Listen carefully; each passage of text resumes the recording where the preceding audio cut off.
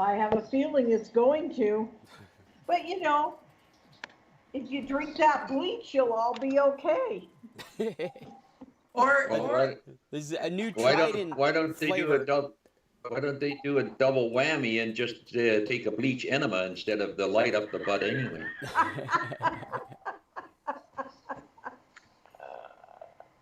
Hey, and clean your toilet at the same time.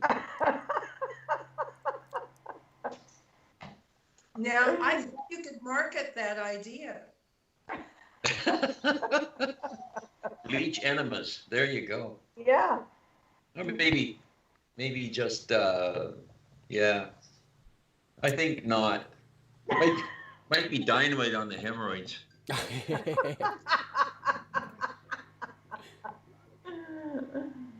Might be. Somebody want to test them for me? I don't know. Sounds like they would burn. Really? No idea. Our president's an idiot. Oh, did I say that out loud? I'm sorry. Yes, you did. And not my president. I can say that and with streaming. Well, I guess the NSA's got me on a list now. I seems sarcastic. It was done in... Judy. I said, he said he was being sarcastic, but his people probably don't really understand sarcasm. I mean, that's a pretty... Okay, could he no, just say God, he's I always lost all been the sound. sarcastic? How come? Oh, I know. It's my You're talking. That's because Dave just joined. Oh, Hello, Dave. That's all. So where's your picture, Judy? I have it not on. Oh, I showed okay. earlier the 1,000-piece pestle I'm working on. Really? Really? All right, guys, I've hit streaming buttons on audio and on YouTube, so everything we're doing from this point on is going out to the world. Oh no. Okay, I'm going to show you my puzzle one more time. Is that a euphemism? What happened to it? Can you see it? I can see it in my... How come I can't get that? I can't make it bigger. Speaker view. There we go. There we go. Perfect. Here it is. Beautiful. Here it is. Isn't it? Beautiful. It's beautiful down here too. Bill and Cheryl. Hey, Irving. Good morning. I sent an Good morning, email to Irving. your brother. We'll see if he's going to get on. Thank you. Thank you. Hey, you should give me his email address and I'll stick him on the list. Okay, Scott. Well, Linda can do that, I think. Yeah, just I did that. reply to the announcement that I've been sending out and send me any email that people want to have on the list. So Irving, where are you? It's Judy. Oh, hi, Judy. Betty says hello. We're in Scottsdale, Arizona. Nice. Gonna be Well, 100 we're quarantining except for medical treatment, so we'd rather be in Mexico. I know, but we're on lockdown in Loma Del Mar. We have to have our temperatures taken when we come back in the park from a brief drive down to the grocery. Oh, really? Have you guys done that Really? privately? Privately? I don't know. Our guards do it. Your guards are doing it, like, as the homeowners association decided to do that? Well, let's just say the board decided that. Okay. Because we don't want to get into Loma Del Mar politics on a Computer Club podcast. Exactly. God, no. Because then I might have to use the F-bomb or something. You know, you never know. What is this? My mom's sending me a message here.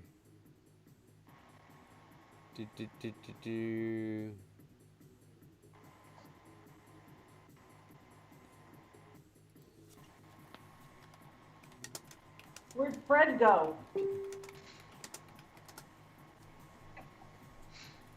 That's a good question.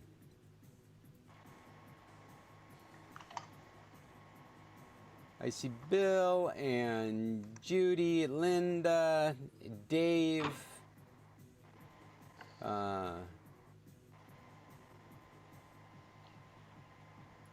Irving. Am I in there, Scott? Yep, you are Irving. I see you. But Okay. I don't see Dave anymore. Oh, I see Dave. Who are we missing? Dave doesn't have his picture on. Either do I. No, we're missing Fred. Fred. Yeah, Fred's not on that list anymore. I wonder if he got disconnected. I don't know. So where are you? Is this just a phony picture behind you? Yes, this is kind of a cool thing on Skype if you're running Skype on a desktop. Let me, I'm going to share my screen real quick and I'll show you. Oh, If you hover over the camera yeah. and then you can choose a background effect. Can you see that? It's a blue button. And then from the background effect, you can choose blur or nothing. Or you can have whatever picture you want. And so this is today's Computer Club background. Oh. Where are we? We are, hey, we're starting. Let me do just a little casual intro because that's typically what I do at this time. Am I still in screen sharing? I am. Let me turn that off. And I want to do this, and I should be in speaker mode, but I'm the speaker and I'm not looking at me, so I'm not sure what that means. But anyway, this is the San Carlos Computer Club. I am Scott Stimson from International Computer Solutions, and we are meeting again from quarantined locations for our 7th meeting, and very happy all of you could join us today. I keep hitting the wrong button over here, so I hope this is going out correctly. And in typical fashion, we're not very organized, but we're all happy to be here. And I'm hoping people have brought some of their own topics. Mine are a little superficial for today. Does anybody have anything specific that they... Oh, and welcome to my computer abode. How about mine? Bill and I look Oh, like we're in yeah. the same place. Hey, Pop. Nice of you to join us. Hi, Scott. I must admit, I just remembered, so I'm still in a bathrobe. Hello, everybody. Hello, Scott, how are you? Good morning. Fred's doing well. back. We're Jim's on.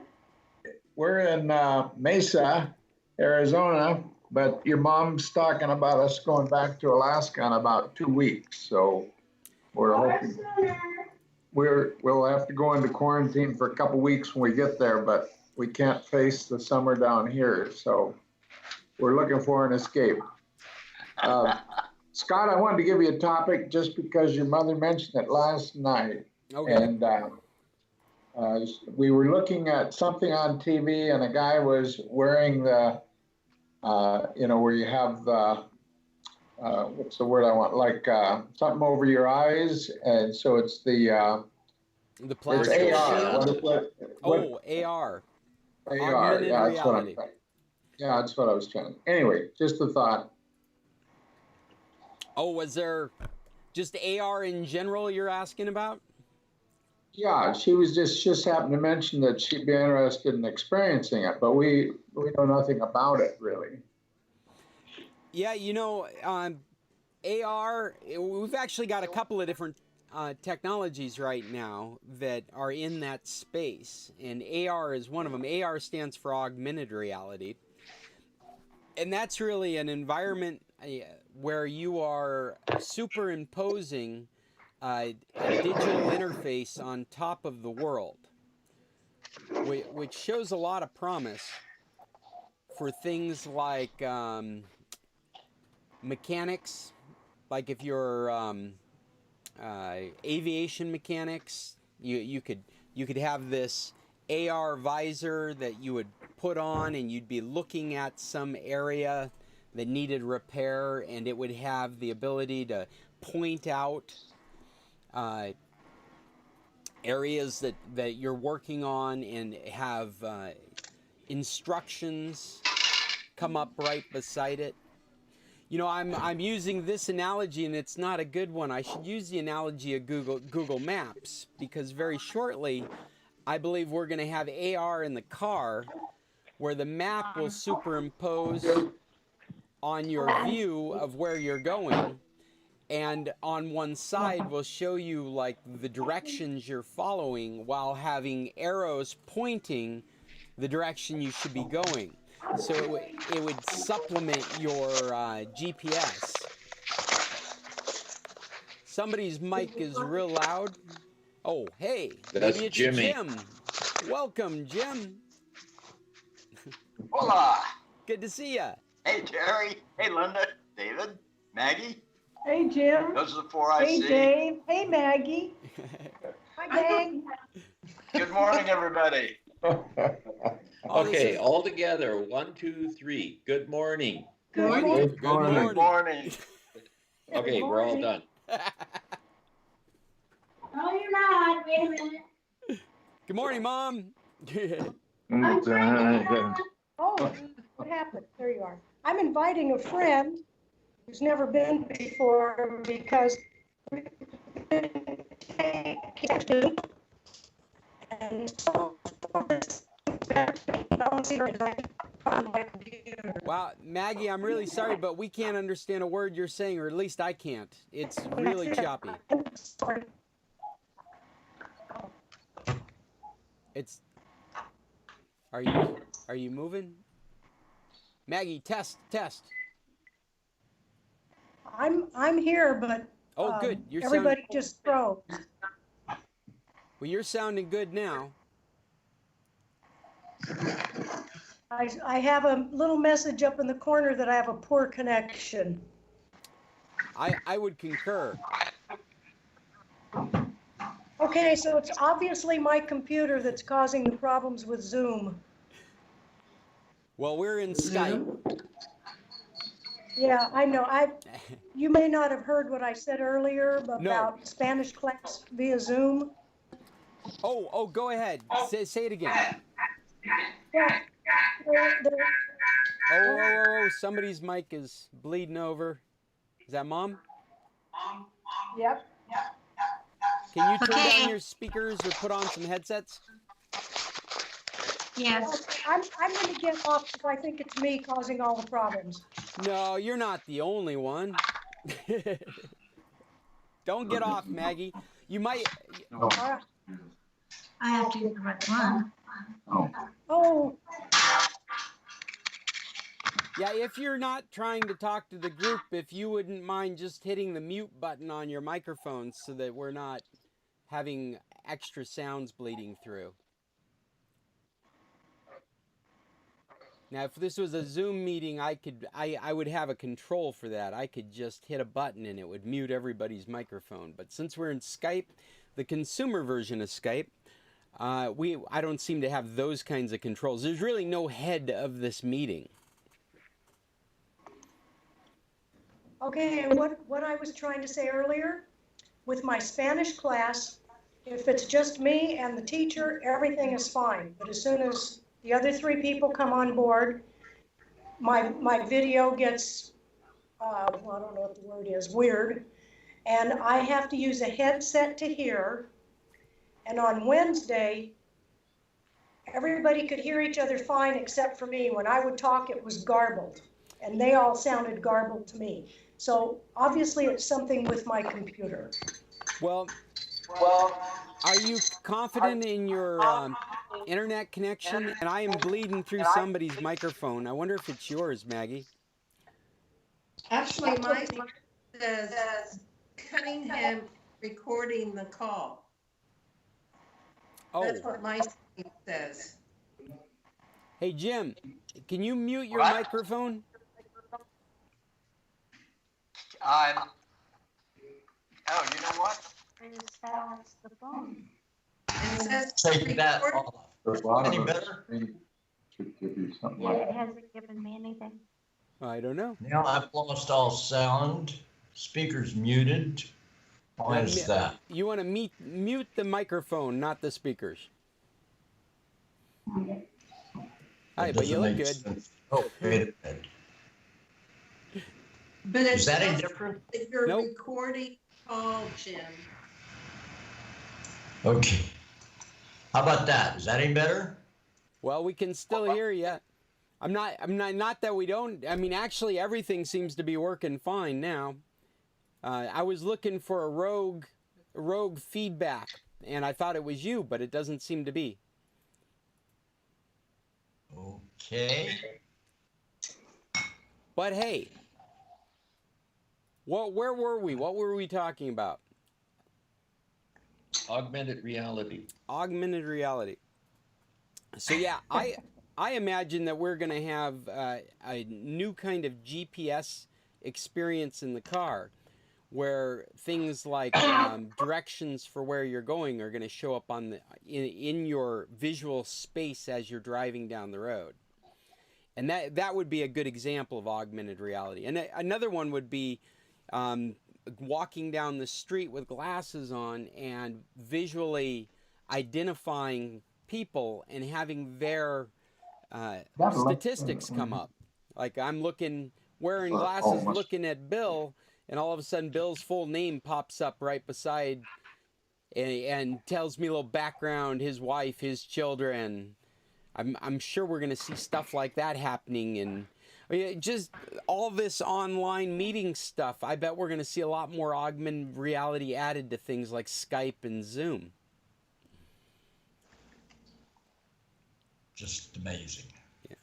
And then we've got mixed reality, which Microsoft has been pushing, which is somewhat like augmented reality, except that it's actually feeding in. If you were to look at the glasses, augmented reality, many times you're looking through a visual medium and projecting at your eyes at the same time. So you're seeing the real world, but then there's data information that's superimposed on top of it.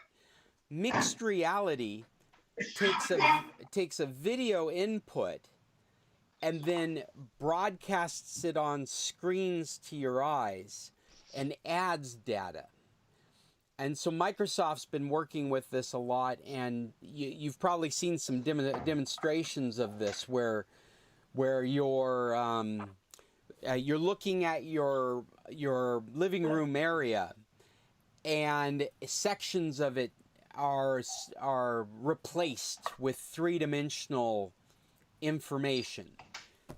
Probably a good example of this would be remodeling. If you're going to have an interior designer come into your house and give you ideas for how to make changes, put plants over there, furniture over here, put a window over here, and they'll have these basic tools that they'd be able to stick in these areas in real time, superimposed into these spaces. And then you have virtual reality. So these are the three different realities we're working with right now. There's mixed reality, MR, augmented reality, which is AR, and virtual reality, which is the one that we started with, that everybody's so aware of. And that's again where you have projectors on top of your eyes, like little screens for your eyes, and in the end, the goal is to immerse yourself into a fictitious world. So even if it was like a mixed reality world, it would be, there wouldn't be real content about it. You wouldn't have a video feed that's superimposed. It would be the digital interpretation of the reality around you. So that we've seen more like flight simulators. We've seen that in video games, architectural design, where you can walk through things that don't exist yet. If you guys haven't noticed, I've got an augmented reality background added to my Skype presentation. This is a good example of basic augmented reality.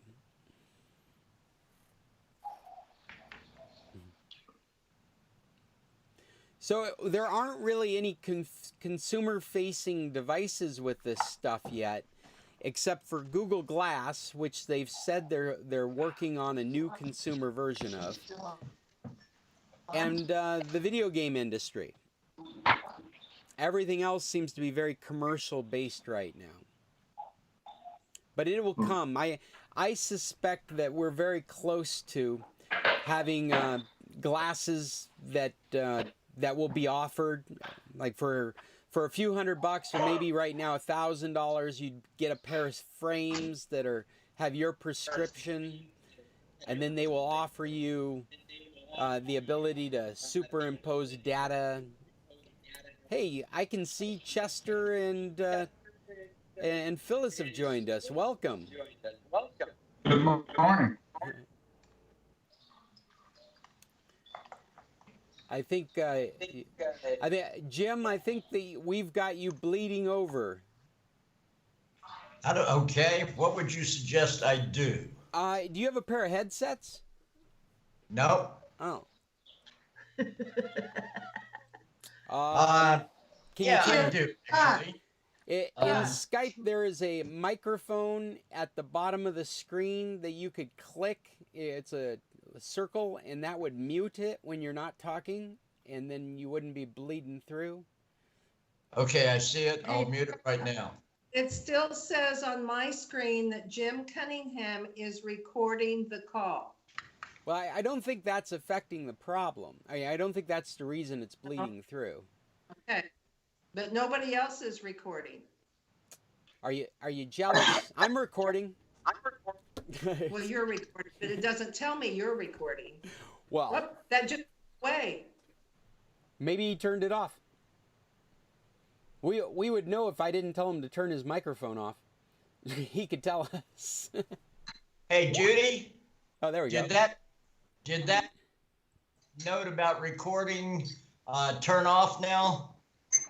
Yes. Yeah, it did. Because I see I hit a button that says start, and I was looking to see what that is, but apparently that's probably what it was. Okay, I'll mute. Yeah. Very cool. All right. Well. Oh, this is neat. So, Jim, you were recording, and when you stopped, it actually stuck the recording into our chat message. Like, there's a little piece of video. Yeah, I'm bleeding through somebody's speakers again. I don't think it's Jim.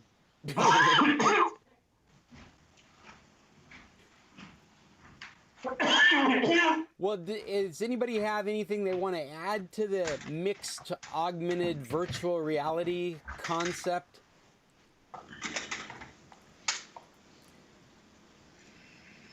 Okay. That's awfully silent. Where did my list go? I think I lost my... Oh, there we go. Well, last week we were talking a bit about OneDrive. There was a question about syncing documents and desktop. I think I might have brought the topic up because we were talking about OneDrive and being able to synchronize data between your Windows devices, your mobile devices. And I found a link that I'm going to put on our website. But they've got this thing now called folder protection. And to be honest, I haven't had a chance to play around with it too much. But if you're paying a subscription fee to Microsoft for Office 365, then you are in a world where you get a terabyte of space And so it's realistic to think about using that as your storage location for all the things you create. When you use Photoshop, when you use Office, you could be storing these in the cloud on your OneDrive because you have a lot of space there. And a while back, I mean, if you're looking at my screen right now, I think you can see that this is an article from 2018. They added this folder protection. Now, I've never used it, but what it does is it allows you to set things like the desktop and your photos to be shared, the desktop and your documents and your pictures, as protected folders. And so they sit right where they exist on your computer and synchronize up to the cloud. So I'll stick this article in our website. It is almost 2 years old, but it's really good information.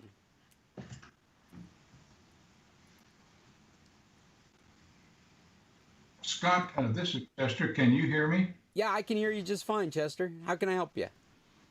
Okay, I was the one that raised this issue last week because I wanted to sync between my laptop and my desktop.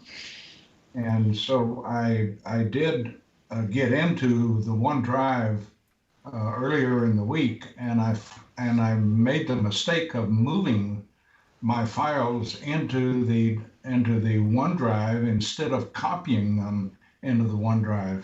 So fortunately I had everything backed up, and so I could reload my computer. Well, Chester, I wish we'd had this conversation beforehand, because it's important to understand the paradigm of how OneDrive is working. And your files, when you move them to OneDrive, you're not moving them off of your computer. You're putting them in a location where OneDrive can grab copies of them.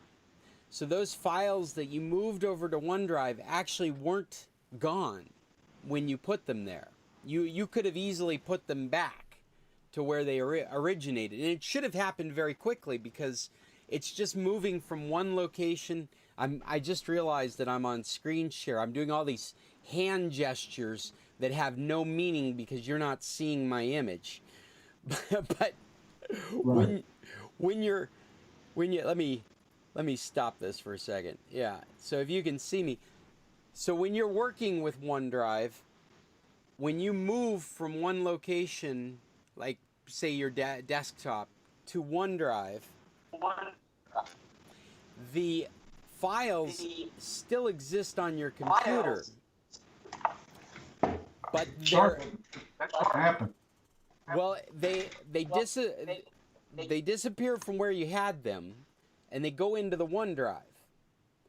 But what the OneDrive is on your computer is it's a folder on your computer that the OneDrive program knows to go to and make copies to keep that folder updated.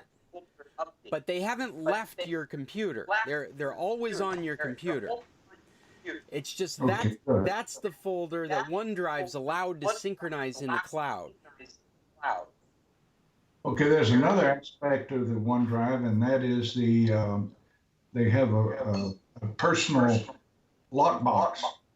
And unfortunately, I moved my stuff into that. And Oh wow! and every time you get into it, you got a problem. Yeah. So You what have to this go is, the code. what this is, and I'm afraid still I don't have a lot of experience with it. Can I pause for a moment?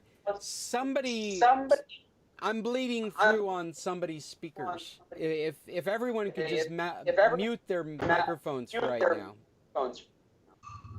Yeah, I think you twice. I'm hearing myself.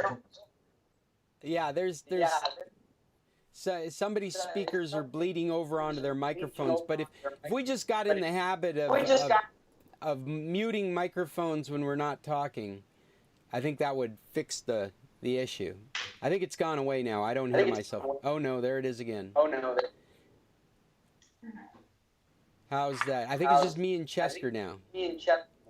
Oh, and Maggie. And Let me mute. Yes, please do. Everybody that understands what I'm talking about, please just mute your microphones. How's that? Testing. Oh, but now I can't hear Chester. You got to unmute when you're talking. Okay, can you hear me now? Yep, that's great. Okay, so where were we? Oh, OneDrive. So what they've added to OneDrive is a personal folder, and the idea is that this is an encrypted area of the OneDrive. I'm a little skeptical of what that's all about. I think it's more a marketing thing than anything else, because we are hoping that the OneDrive is encrypted. But what this is a folder that you have to authorize with a password to be open. So maybe the real advantage of this is you could have a computer in a public area that's in your OneDrive. Like you have a computer out in the living room and the kids have access to it, and they have access to the files in the OneDrive, but then you have a personal area on the OneDrive that you would have to put a password in to get to it. Those files are still stored on your computer, but they are literally encrypted. And so whether they're on your computer or they're in the OneDrive, they need a password to get into. I would avoid using this feature in the interim, just because none of us behave in a manner yet where we need that kind of security. Encryption always makes me nervous on the local side of things. I get frustrated with file encryption on my computer or my daughter's computer or your computer. We are not CIA agents. We're not working in an industry that we're concerned about those secrets. We're much more concerned about I guess what I'm getting at is we're much more concerned about privacy than we are security, if you can wrap your head around the distinction. Encryption makes administration much harder. If your computer blows up on you, there's a chance I can bring it back. But if your computer blows up on you and you have it encrypted for security, then all I can do is make a fresh computer for you. There's no chance I can get your data back. You will have to have all the passwords. Say again, Chester, I'm sorry. I agree with you, and I haven't had an opportunity or time to go back and take everything out of this lockbox or safe, whatever they call it. But I plan to do that and utilize the OneDrive, but I'm not satisfied with it yet. Yeah, unless you know exactly you have good reasoning behind why you're using local encryption, and what the OneDrive is it's both local and cloud encryption, because you're locally encrypting a folder that needs a password, and then you're reproducing it out in the cloud so that you have access to that folder on all your devices. And I would just avoid local encryption because of the pain in the ass it creates when you run into computer problems. I agree. So, it's a learning curve. Yeah. Well, and I think, Chester, you would achieve what you're trying to do by using the personal, what is it called now? I need to put it in front of me again. By using the folder protection. And the folder protection with OneDrive allows you to specify folders to protect with OneDrive. And in this case, to protect, this language is referring to just getting them out in the cloud so you have a backup copy of it. And the Macintosh has done this for a long time. I mean, we were talking about it last week, but it's also integrated into OneDrive. And so you can say my documents folder, my desktop folder, my pictures folder are protected folders. And what that means is that in the background of what you're doing, OneDrive is synchronizing those particular folders. so that if the computer blows up, you can get another computer, you can sign into your OneDrive, and your desktop, your documents, your photos will all reproduce themselves on that new device. Good. In place. In place is the important part of all this. Up until 2018, OneDrive was a specific location to reproduce in the cloud. With this folder protection, you can leave things in place and have them reproduced on the OneDrive. I hope that answers that question. Well, it gives me a place to go. Well, I'll put links to those articles on today's podcast blog, sccclub.org, if you're looking for more information. I'll stick it up there.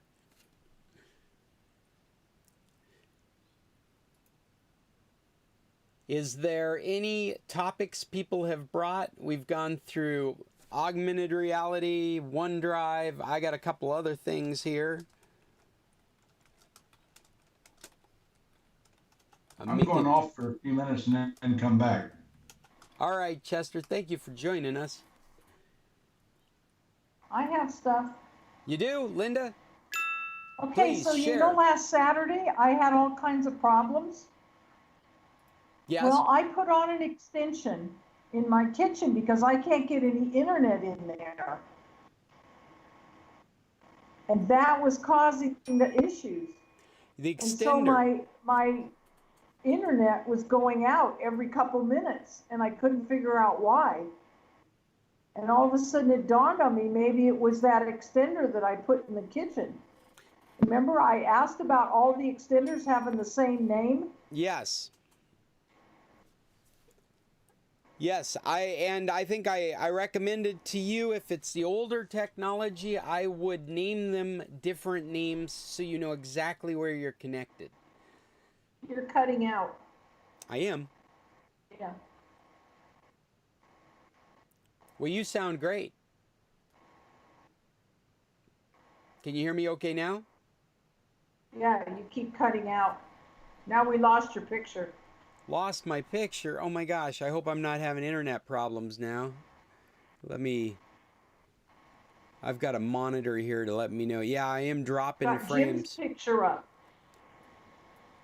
Well, that would mean somebody, oh, who is this? This speaker here. This isn't me.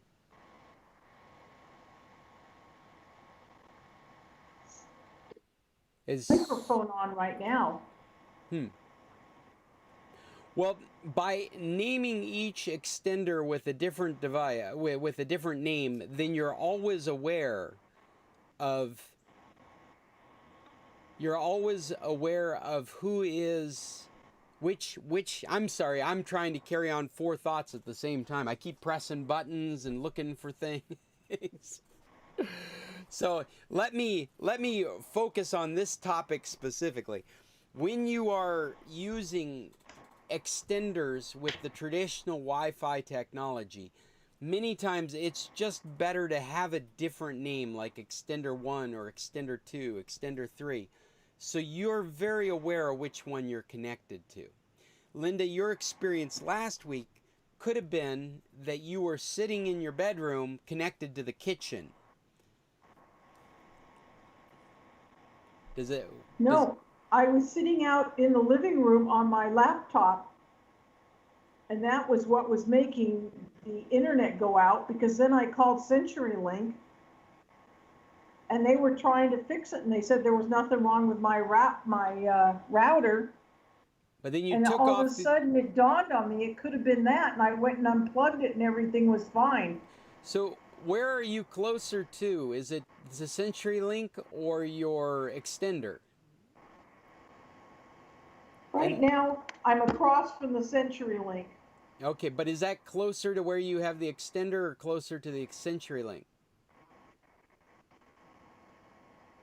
You mean for the kitchen? Yeah.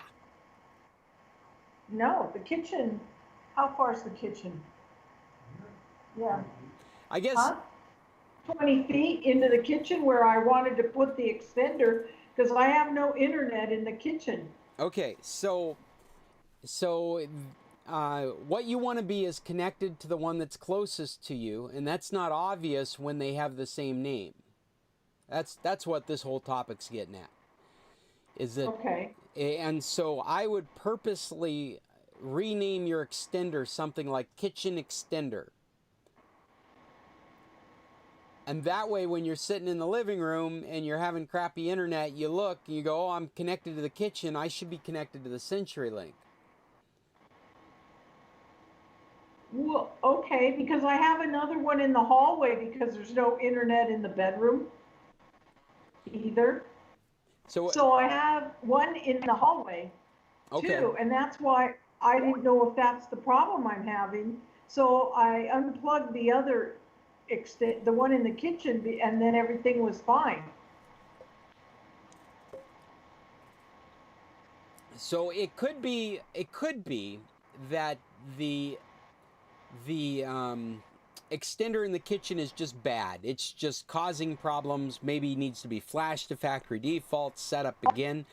But I would imagine a more likely scenario, if you think that the equipment's good, because of traditional network technology. The traditional network technology is in a star technology, which means that you have a central point and you run extensions from that central authority. And so you've got a Wi-Fi, in this case you've got a Wi-Fi, your CenturyLink, and then you've got these extenders off of it. In traditional Wi-Fi, you don't want extenders to connect to themselves. You want them to connect to your main router. So your main router would have a name, your extenders would have different names. They would all be connected. It would be extender 1 connected to main router, extender 2 connected to main router, extended 3. So there isn't a daisy chain of extenders because traditional Wi-Fi doesn't work really well in that daisy chain scenario. Now, if you got a mesh network, like you used to have a mesh network here in San Carlos, we played with it quite a bit, and I think you passed it on to somebody else. But the way those devices work is you can daisy chain them, you can web them together, and they only work because they all have the same name. So as we go forward, I'm not recommending these extenders any longer. I mean, there's going to be cases where it's going to be the cheapest, easiest solution. Like I got this extender in a drawer and I need to get it out to the garage. Well, I'm going to let my customer do that. I'm not going to encourage them to buy new equipment. So really, you just want to be able to check your email while you're out there at the car, then an extender is probably going to work fine for that. But if you're looking for robust Wi-Fi throughout your house, then these mesh networks make the most sense. And this is the equipment you should be buying in the future. And this is going to be like the Euro devices or the Google Wi-Fi. I really like the Google Wi-Fi. Linksys has its version, and the name escapes me at the moment. And you had the Netgear version. The Orbi, is that what that was called? Orbi? Yeah, and I took it back to Costco. Yeah. Yeah, but I think your poor Orbi experience had more to do with a poor Telmex experience and the Orbi not recovering from it. If Telmex had been stable, the Orbi would have been stable. Do you think I should try it again? Well, it just depends on your circumstances. I'm looking forward to the time when I can afford to upgrade to these mesh networks because they're just so stable. And one of the things that I've noticed is with traditional Wi-Fi and range extenders is that you give up, in many circumstances, you give up speed for distance. So if you need Wi-Fi out in the garage, that's fine. But if your internet's coming in at 20, maybe the garage is getting 5 or 10, which is okay because the garage didn't have internet before, so 5's great. But if you want to be able to YouTube and stream, watch 4K Netflix out in the garage, that extender's not going to cut it. You need a much more robust Wi-Fi pocket out there. And the best way to do that is with these mesh networks. So the Orbi would qualify for that. I can't remember, the Linksys has one. I can't remember the name of it at the moment. But you like the Google one better. So far, those are the 4 that I have played with. And what I liked about, I'll tell you what I liked about the Google Wi-Fi. One of my favorite things about it is there was no main router. So you buy a package of 3 of Google Wi-Fi, and whichever one you pull out of the box first can be the main router. What that also means is if you don't need all 3 of those, you got one collecting dust on a shelf, you could bring it into another environment. Take it to your second home. That's your main router in your second home now. So I thought that was very cool about each Google Wi-Fi is at the same level. There is no master base unit. I also liked about the Google Wi-Fi, because it's a Google product, and you may see this as an advantage and a disadvantage, it's integrated right into your Google account.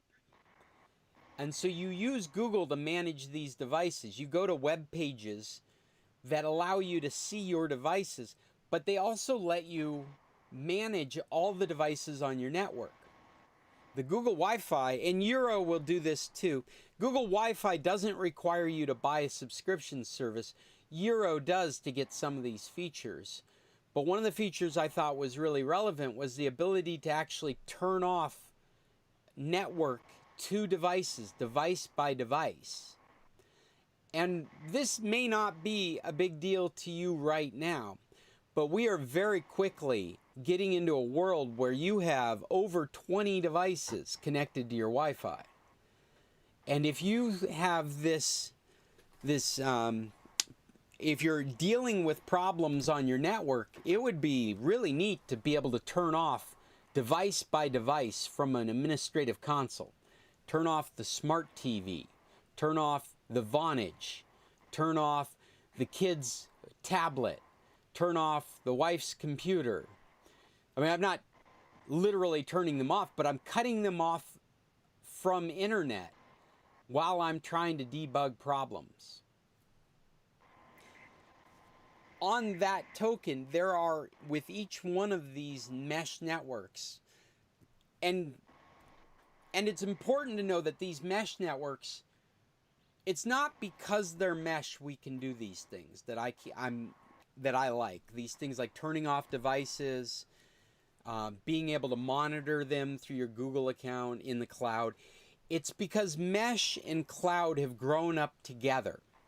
And so the people that are building mesh network equipment are taking advantage of this cloud technology that we have at the same time.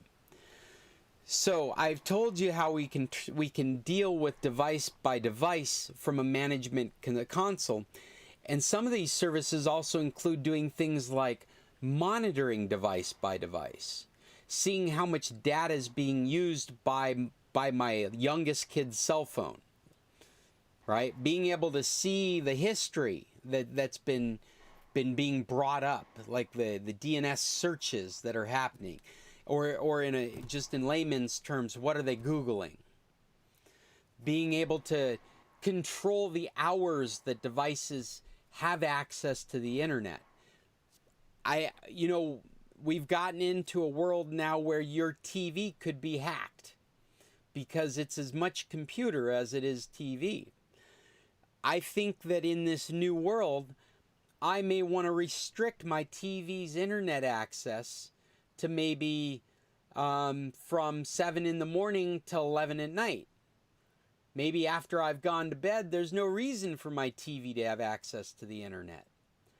Well, that's something that I can set up with these mesh networks using cloud-based administration. Now, I just said that and I'm mad at I feel a little dirty because it doesn't have to be cloud-based. It just is. They have not designed, these things could have been designed to be administrated from inside your house. But because cloud is growing at the same time, they haven't bothered to build that aspect. Everything is a subscription service now. That is their billing model. I feel a little dirty because it doesn't have to be cloud-based. It just is, because that's what we're doing now. It's kind of like fashion. It's more fashion than technology. It's fashionable to put it up in the cloud and then attach value to it and then charge you a subscription service to have access to it instead of a one-time fee for buying the equipment. It's a double-edged sword, because I want these features. I think you want these features too. And these features are getting really good and very sophisticated. And the people that are making these features are realizing that the only way to make money off of making really good, sophisticated features and updating them regularly is by charging you regularly for them.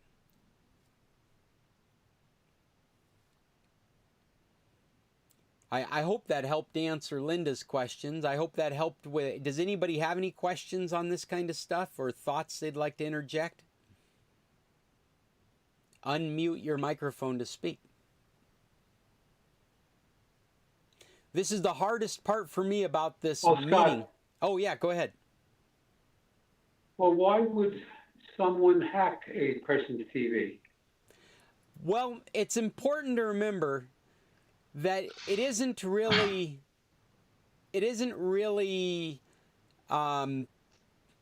people hacking these devices anymore. It's algorithms, it's programs that are going out there trying to compromise these devices, and they will have their own reasoning behind it. There'll be some advantage to being inside your network. And I mean, it's just a gray area. It's very hard to put to put a finger on the exact reason why. It would be the hacking that's going on right now more than anything else. It would be state level hacking, and it would be for getting bank information, for compromising you, for collecting personal information so that they can compromise you specifically. But the point being, with my example with the TV, is that a TV manufacturer is not as concerned about the security of a TV as a security person is about your computer.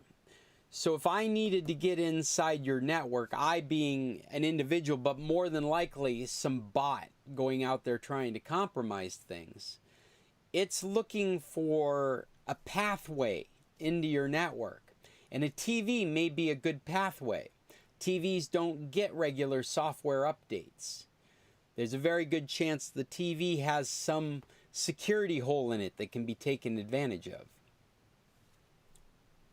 Okay. Yeah. I don't know if you guys have heard, but in the past I've mentioned it, and it's a very common theme. When you add home security, that should be a whole separate network. You should have a network for security cameras. You should have a network for smart speakers, because these are the kinds of devices that are getting compromised right now. And if you can get into one of those devices and they're sitting alongside your data devices, then they can sit in one of these devices while they try and compromise your more important devices. Of course, I also see this future of Google Wi-Fi. Even if you look at the devices right now, they are ripe to be smart speakers at the same time. And then this whole conversation is going to get really strange. Should you be adding to your Wi-Fi network by buying these smart speakers that have the potential for monitoring, eavesdropping on you all the time, regardless of whether it has a mute button on it or not.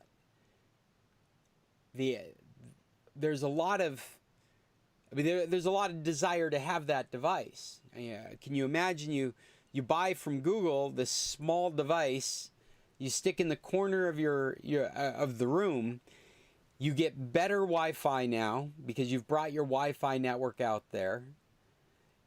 You're able to manage your devices because everything that's connected to that, you get to take advantage of these tools that identify each network device and give you the ability to control that network device.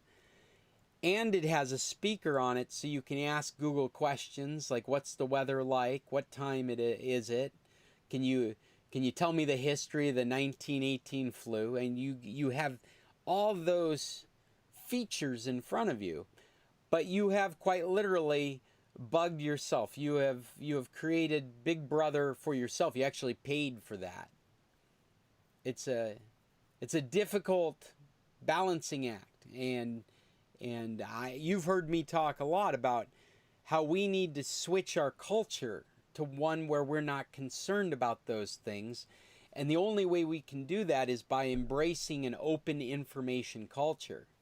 Until we do that, we're going to get caught up in the minutia of all these different issues surrounding this technology. Could I ask a question on a different subject? Sure. As far as I'm concerned, you can. I just having trouble with this screen. In one screen it shows Jim Cunningham and some background effort. I don't know what it is, and I can't bring you up when you're talking. And so how do we set up the screen? Chester, I'm glad you asked that. It's one of the reasons. Same here. All I'm seeing is me. Yeah, I see you a lot. I mean, it is definitely, it's something, one of the reasons I've been distracted in this conversation, as I've been trying to sort out why it's doing this. There is a content view. It's the first time I've seen it, but every time I turn it on, I see only Jim. Jim, yeah, it's only Jim. It's only Jim. I think Jim has turned something on that none of us are aware of, but it's put it in this content view. Jim, are you doing a screen share right now? I have no idea, but let me look around and see. Maybe click on that more. Oh yeah, stop sharing. Click stop sharing. Prove that. Yeah, that changed. Now we got Maggie. Hi, Maggie. Oh, and now I've gone from, okay, so a little bit about Skype. If you're, in fact, I'm going to share a screen right now. Let's see if this, wait, am I going to share a screen right now? Where's my share screen button? There it is. I went to speaker view and now it works. Okay, so speaker view should be pulling forward the person that's talking. Are you looking at my screen now? So it changed. It just changed. Okay, so if you're looking at me, you should be looking at a grid of Linda and Bill, and Maggie's there too, but there's no video for Maggie. I think Fred's there with no video. And what I have left on my screen is the drop-down menu left over from an icon at the top of the screen that disappears when I go into share screen mode. The icon on my screen is a rectangle that has little pop-outs around it, and it brings up this menu, this drop-down menu. You get grid view, speaker view, window, float, enter full screen, and it's this grid speaker view that brings forward who's talking at the time. In this case, for me, because I'm actually the speaker, you're probably looking at me. But because I'm sharing my screen, you're looking at the last person that I was talking to, which is Chester. Or maybe Yeah, it's... I see Chester. Yeah. That's me. It's me. And it's because I'm sharing my screen right now, and you're who I'm looking at on my screen. You also can see right now this icon that I'm talking about up here that's a rectangle with corners on it. Okay. If you click on that, you get these options. If I put it in grid mode, I'm going to see a mosaic of a number of you guys in just a moment. There's Bill, there's Linda, and then there's Jim up there in a circle, and there's Chester in a circle. There's me up in the corner, and 6 other people on the call. That's what that +6 means. You can't see me? I cannot see you, and you have not come forward into the grid, and I don't know how to control the grid. I don't know how many people I can put in the grid. Oh, now I'm back to Jim. Hi, Jim. And then Maggie, when Jim was... Maggie, your background's real dark. Hi there, Maggie. My And background, what? I have those options on my iPad. You don't get them on your iPad, Judy? No, no. I'm going to stick this on. Come on. Come on. I have them on my iPad. Where? I'm going to... Just where he indicated, up where it said College Computer Club, directly adjacent. But I can't, oh, let me see what that is. No. You're not finding it there? Now, this software is getting updated fairly regularly, so when you get done here, Judy, you might want to go to the App Store and just verify you have the latest version of Skype. I will do that. I'm sticking, okay. Chester, you must still have your mic open. I do. I'll close it. I just want to see if speaker view is working correctly. Could somebody else talk other than Chester? Let's see if he pulls forward in speaker view. Okay, I'm talking. Thank you, Jim. Yeah, there you are, right there. So that's speaker view. So okay, I'll mute again. So when somebody starts to talk, then they pull forward in the conversation in speaker view. Okay, now I'm going to speak. I didn't pull forward. But I don't get video from you right. Oh, there you are. Do. And there you are. So I'm late. Hi, Judy. Hi. So I bet a lot of these... I bet a lot of these things are suffering from bandwidth. That we would be, if we all had a lot more internet, we would be having a better experience with these dialogues coming forward.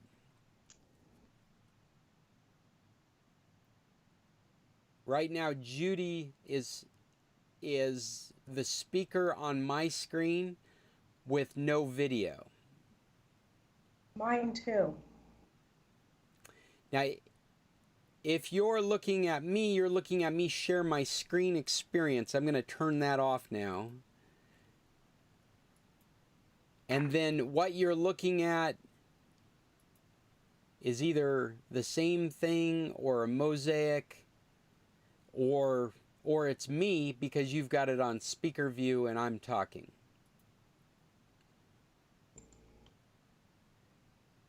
I don't know if you've noticed, but as sound comes in, as you've got these circles across the top of the screen, as sound comes in, the circle will also it'll highlight with a color around it. It'll highlight with like a white band around it to indicate where the sound's coming from. Like Jim.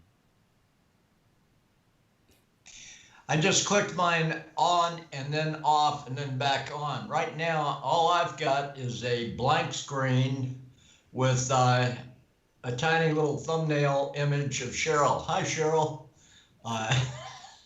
But that's it. I've not had a picture of you talking virtually this entire session. Oh, wow. Now, what if you just go to the mosaic? If you go to the grid view, there's got to be a way to specify who you want in the grid. I have got Linda and Bill in my grid.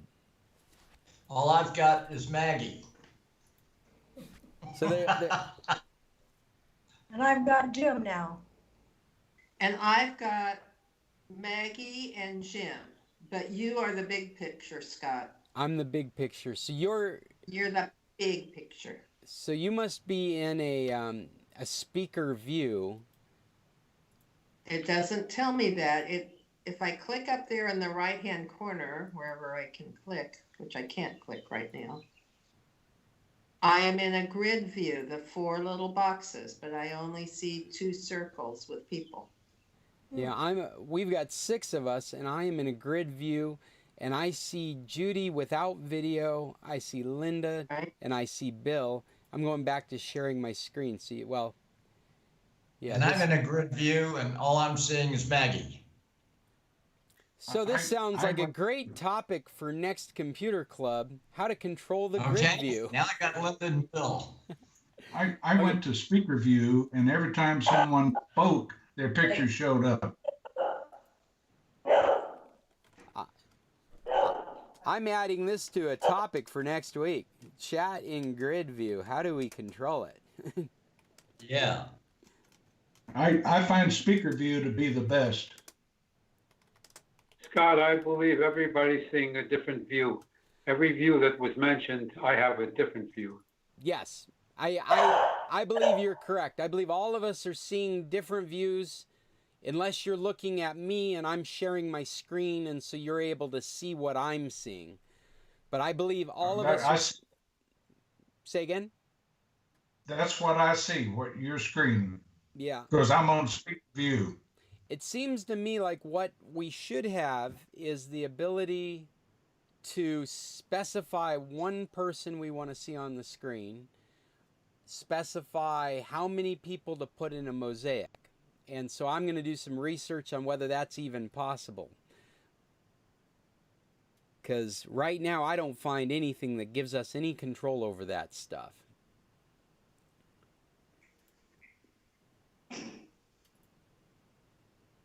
I can remove people from call, I can send private messages, and I can view people's profiles. But I do not... Well, maybe you have to control it. Well, unfortunately, Skype doesn't have a specific... I wonder, Linda, why don't you right-click on one of those circles and see if you have any control over it? Oh, I'm sorry, it's not a right-click. What is it? It's a hover, name appears, and there's a down arrow to the right of the name. Yeah. And when you click on that, then it gives you options after a week of waiting. There we go. So it says mute,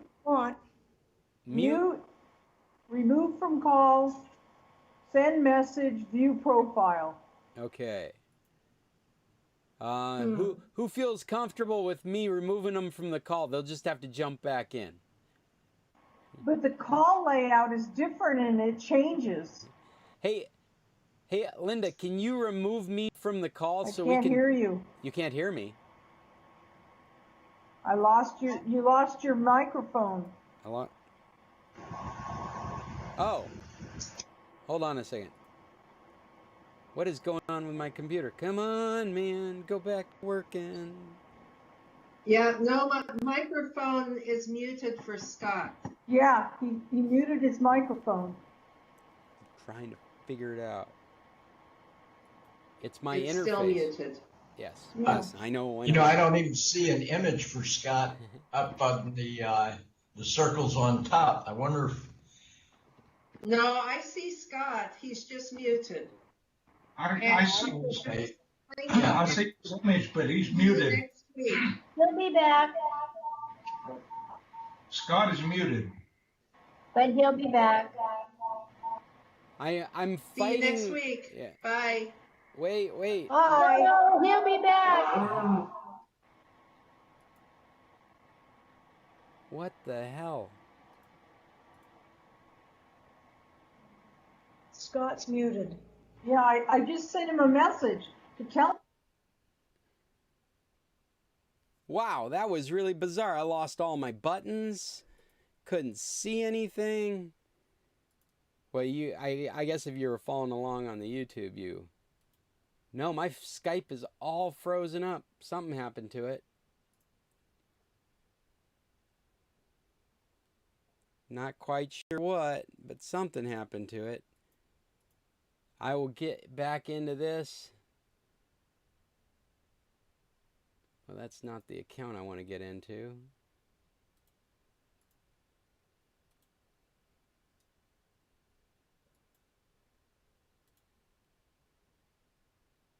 Come on.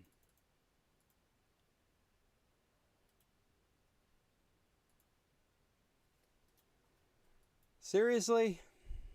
Oh. Maybe this is my problem.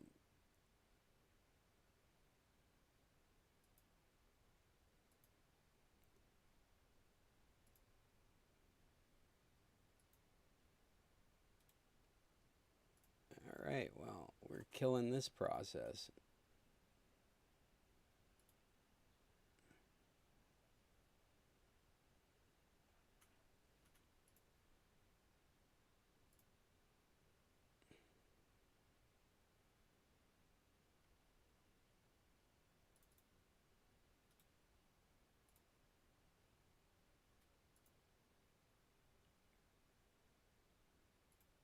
Oh my goodness. This is nuts.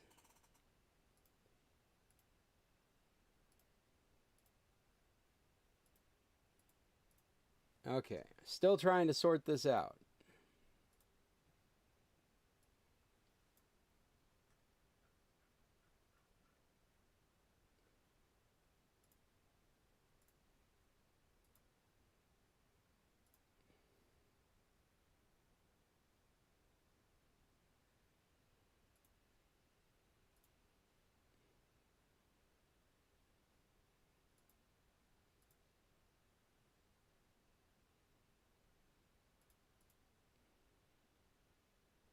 Anybody out there? Is there anybody out there? Come back over to Skype and try the Skype. hello, Scott. Hey guys, I don't know what happened. My Skype program completely crashed on me and I can't get it back functioning. I'm actually using Skype now from a web browser. I can see you. I can see you now. There must be some... I'm on Windows View and I see you. Good. Yeah, I don't know what happened, but my Skype program crashed. I can't seem to get it running again, so I've gone to the web version of Skype so that we can sign off on this meeting at some point. I'm really sorry to have lost you. I lost all control. Couldn't... Yes, you did. I couldn't do anything. I couldn't unmute you guys. I could hear you going, he's muted. Scott's muted. Scott, you're muted. And it's like, yeah, I know. I can't do anything about it. There's no buttons on my screen. The machines have taken control. In fact, my computer still thinks it's running the other version of Skype, and I can't get any control of it. So what is the two boxes at the bottom that say share screen? Yeah, so when you click that, the video of the speaker changes from the video of them to the video of their screen. So I'll try that now. Hopefully that doesn't screw me up. But I am choosing a screen, and there you go. So if you are looking at me, you should now be looking at my screen, which has a picture of Irving. Right. Yeah. That's correct. And now So I'm flipping between tabs of articles. You have to control it. Huh? We were talking about that, and there is no master controller in Skype. Like, I was really curious to see if somebody could remove me from the meeting, because it gives you controls as though you can. Well, here I've stopped sharing my screen. Are you guys still there? Yeah. I see Linda. I hear you. Where did my Skype conversation go? There it is. Yeah. So Linda, are you the speaker view? there's a lot of operator error going on my side of things. I'm trying to do too many jobs at the same time. Hey. I think you need to get off of screen sharing. I thought I turned it off. Let me see. Nope. It's No. just your little there it is. computer thing. Stop screen sharing. There we go. Okay, how's that? Yeah. I see me. Well, it's still something wrong.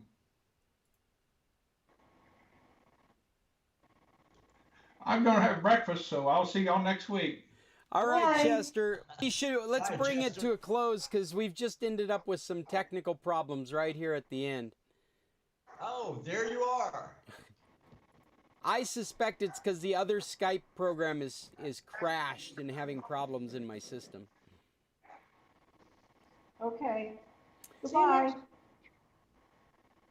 So we'll bring it to a close. This chat, if you guys haven't figured it out yet, is ongoing. It is always. Oh, you know what? Somebody's sharing their. Is it me still sharing my screen?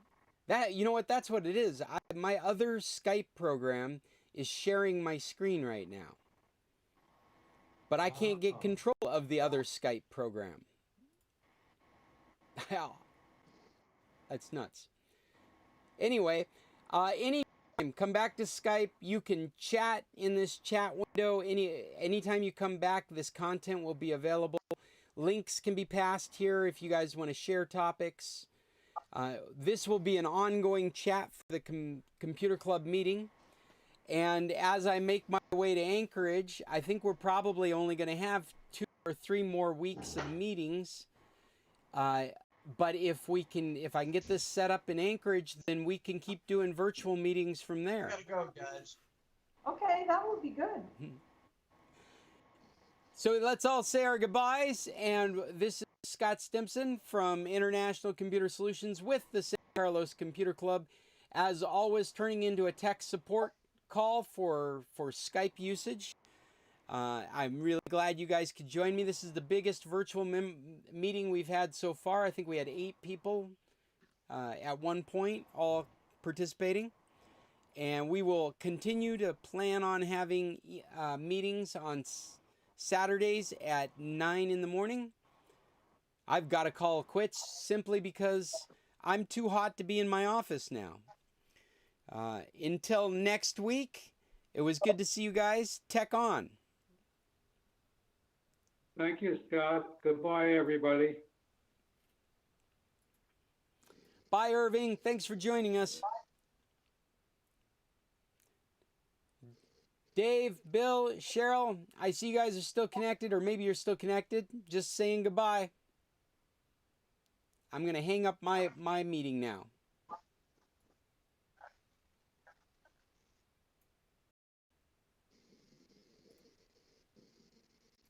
I think.